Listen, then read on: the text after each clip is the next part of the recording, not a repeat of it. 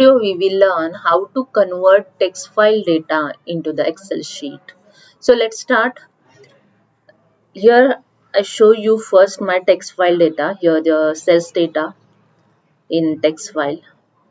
This is a text file, okay? This data I want to convert in Excel. So here I'm open the new Excel, the pressing the Control plus N. When I press the Control plus N, the new Excel sheet is open. New Excel file is open. Now I just click on the file, click on the open, click on the this PC and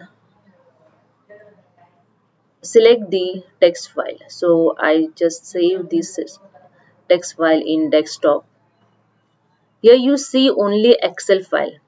When you select here you see the all Excel file is already selected. I select here all file. Then here you see the all file including PDF, JPG, Excel and other files. So I select this text file and click on the open. And just click on the next and finish. That's it. Here you see all data is converted in Excel sheet. Okay. So hope you understand. If you like this, please subscribe my channel. Thank you so much.